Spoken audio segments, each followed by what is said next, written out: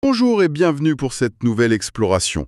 Aujourd'hui, on va s'intéresser à un nom qui commence à circuler. Ibrahim Mbaye, un jeune joueur du Paris Saint-Germain.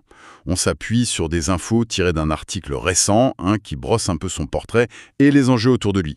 Ok, déballons un peu tout ça. Notre objectif aujourd'hui, c'est de découvrir qui est ce joueur, comprendre son parcours jusqu'ici et pourquoi son profil intéresse au-delà du PSG, surtout pour son avenir international. Allez, on décortique. Oui, et c'est un cas très intéressant. On voit ça de plus en plus, ces jeunes joueurs binationaux, parfois même trinationaux, qui sont formés dans les très grands clubs européens. Et ça, c'est devenu un enjeu stratégique majeur pour beaucoup de fédérations nationales. D'accord. Alors commençons par le commencement, si on peut dire. Ibrahim Mbaye, né le 24 janvier 2008, donc très jeune, Oui, 16 ans à peine. né à Traps, dans les Yvelines, et un truc qui marque, c'est sa taille. Déjà 1,85 m. Ah oui, c'est grand pour son âge, clairement un atout physique. Et il joue, bien sûr, au Paris Saint-Germain, au centre de formation. Et puis il y a ses origines, c'est important aussi. Père sénégalais, mère marocaine. Mhm, Donc né en France, avec cet héritage multiple, ça ouvre déjà des perspectives, non? tout à fait. Et c'est là que ça devient stratégique. D'abord, être formé au PSG. Bon, c'est pas n'importe quel centre. C'est une des académies les plus réputées, les plus scrutées aussi. Si tu sors du lot là-bas, c'est déjà un signe fort, un indicateur de potentiel élevé. Et ensuite, oui, ses origines. France, Sénégal par son père, Maroc par sa mère. Techniquement, ça lui donne l'éligibilité pour 3 sélections. Même si l'article, c'est vrai, se concentre sur le choix France ou Sénégal. Cette multi-éligibilité, on la retrouve souvent maintenant. Oui, c'est de plus en plus courant. Et ça complexifie un peu la donne, pour tout le monde, le joueur, les fédérations. Et ce n'est pas juste un potentiel sur le papier, Ibrahim Mbaye. Il a déjà commencé à faire parler de lui sur le terrain. On note par exemple ce but qu'il a marqué avec l'équipe de France, U16 contre le Danemark. C'est pas rien ça. Non, marqué en sélection jeune, même en amical, ça compte. Ça montre qu'il performe aussi sous le maillot bleu, qu'il répond présent à ce niveau international. Et plus récemment, il a été convoqué avec les U18 pour un tournoi international. Ça confirme qu'il gravit les échelons en équipe de France jeune. Exactement, c'est ça. Et ces étapes, ce ne sont pas juste des lignes sur un CV, hein. Les sélections répétées en U16, U18, ça veut dire que la DTN, la Direction technique nationale française, l'a à l'œil. Il est identifié, il est suivi, il fait partie de l'élite de sa génération en France. C'est une forme de validation. Une reconnaissance officielle en quelque sorte. Oui. Et les buts décisifs en U19 au PSG, pour moi, c'est peut-être encore plus révélateur à ce stade. Jouer en U19 à Paris, c'est déjà un environnement hyper compétitif. Y être décisif, marquer des buts qui comptent vraiment, ça montre quoi? Ça montre du talent, bien sûr, mais aussi du caractère, une certaine maturité mentale. Une capacité à gérer la pression. Voilà. La capacité à influencer le jeu, à prendre ses responsabilités quand ça compte. Et c'est ça que recherchent les recruteurs, les sélectionneurs pour le très haut niveau. Pas juste des bons joueurs, mais des joueurs qui font gagner. J'imagine la pression quand même. Avoir à peine 16 ans, jouer dans un club comme Paris, être déjà international jeune. Comment on gère ça en général? C'est tout le défi de cette période, la post-formation. Le PSG, c'est une chance incroyable, mais c'est aussi une pression énorme. La médiatisation arrive vite, la concurrence est mondiale, les attentes sont démesurées. Certains y arrivent, d'autres craquent ou stagnent. L'entourage doit être clé. Ah oui, l'encadrement du club, bien sûr, mais aussi la famille, les conseillers. C'est crucial pour aider le jeune à naviguer cette période très délicate. Il faut être mature très tôt. Et cette maturité, elle va être mise à l'épreuve sur un autre front, Justin. Le choix de la sélection nationale. Parce que, même s'il joue pour la France en jeune, son père est sénégalais. Donc il est parfaitement éligible pour jouer pour le Sénégal, les Lions de la Teranga. C'est ça. Et les sélections en jeunes pour la France ne le bloquent pas définitivement. Il peut toujours changer tant qu'il n'a pas joué en match officiel avec l'équipe A française. Et d'ailleurs, la source qu'on a le dit clairement. Il est vu comme un espoir important pour le foot sénégalais. On comprend pourquoi.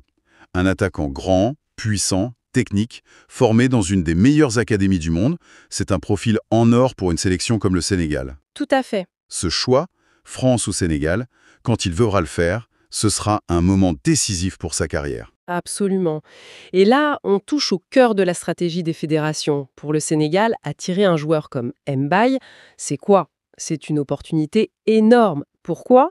Parce que ça leur permet de bénéficier, indirectement, de l'excellence de la formation française et parisienne sans en avoir supporté les coûts initiaux.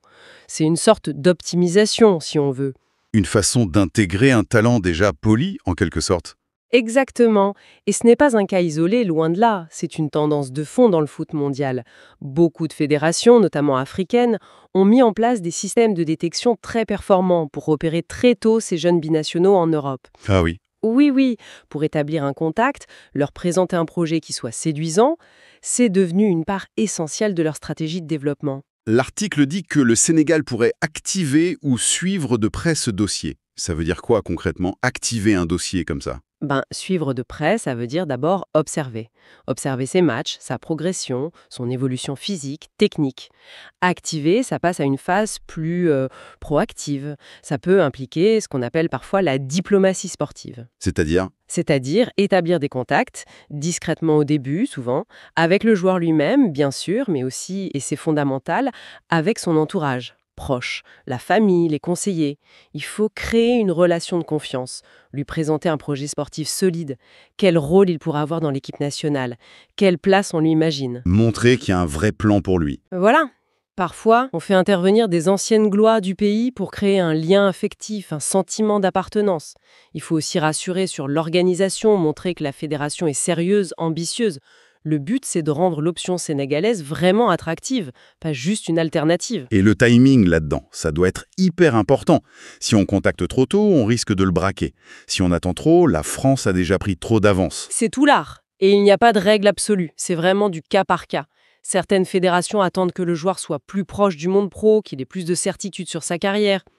D'autres essayent de tisser un lien très tôt, dès les U17, U18, pour marquer leur intérêt, créer une connexion. Avec le risque que le joueur dise non à ce moment-là. Oui, le risque, c'est que le joueur et sa famille privilégient la filière française, qui est souvent vue comme plus structurée ou prestigieuse à ce stade. Ça dépend beaucoup de la personnalité du jeune, de l'influence familiale et du lien réel qu'il a avec son pays d'origine. Est-ce qu'il y va souvent?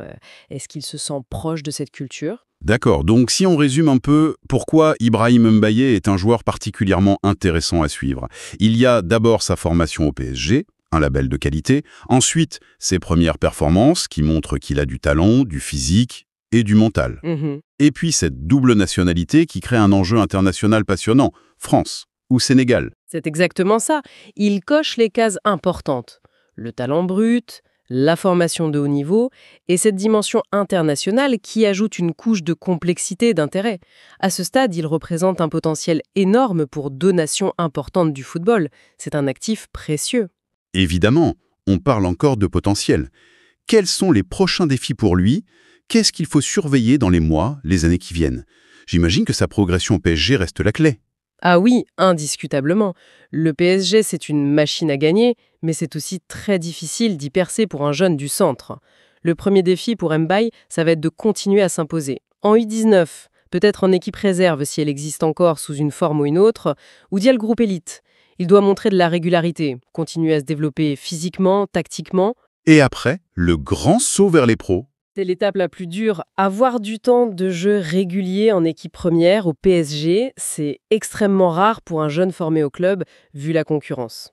Est-ce qu'un prêt, ça pourrait être une solution pour lui, pour qu'il puisse jouer, s'aguerrir? C'est une voie très classique, oui, et souvent bénéfique.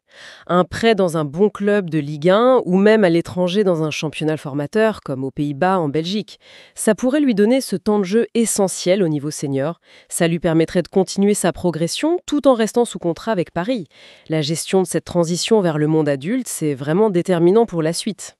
Que ce soit pour sa carrière en club ou son choix de sélection d'ailleurs. Tout à fait. Justement, en parallèle de ça, il y aura ce fameux moment du basculement international, comme dit la source. Comment ça se passe, généralement, ce choix?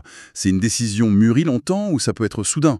C'est très variable. Parfois, oui, c'est une décision qui prend du temps, qui est discutée en famille, qui prend en compte les perspectives de carrière. Où est-ce que j'ai le plus de chances de jouer une Coupe du Monde, par exemple? Et puis, l'attachement personnel, le cœur. D'autres fois, ça peut être plus rapide. Une convocation pour un match officiel avec l'équipe A de l'une des deux nations peut forcer la décision.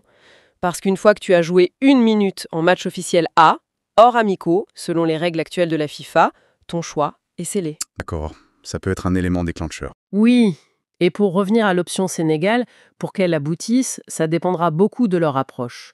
Comme le suggère l'article, il faudra sûrement plus qu'un simple coup de fil.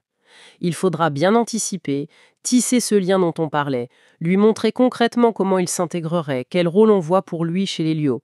Il faut lui donner des raisons solides de choisir le Sénégal, au-delà de l'appel des racines. C'est un vrai travail de séduction face à la puissance de l'équipe de France. C'est ça. C'est un travail de persuasion fin qui demande une vision à long terme, de la patience, une bonne connaissance des leviers humains et sportifs. Convaincre un jeune talent qui est aussi courtisé par la FFF, ce n'est jamais simple. Il faut souvent que tout s'aligne. Le bon moment, le bon discours et surtout une vraie envie du joueur et de son entourage. Bon, voilà le tableau est posé. Ibrahim Mbaye, clairement un nom à retenir. Un jeune attaquant talentueux, formé au PSG, performant en équipe de France jeune, mais avec ce dilemme potentiel, France ou Sénégal, qui va dessiner une partie de son avenir. Son parcours dans les prochaines années, ça va être passionnant à suivre. On est vraiment à la croisée des chemins entre son développement perso et les enjeux des sélections nationales. Tout à fait. Et son cas, qui est loin d'être unique, nous invite à réfléchir plus largement, je trouve. Comment ces jeunes athlètes, qui grandissent souvent dans une culture, mais sont liés par leurs origines à une autre,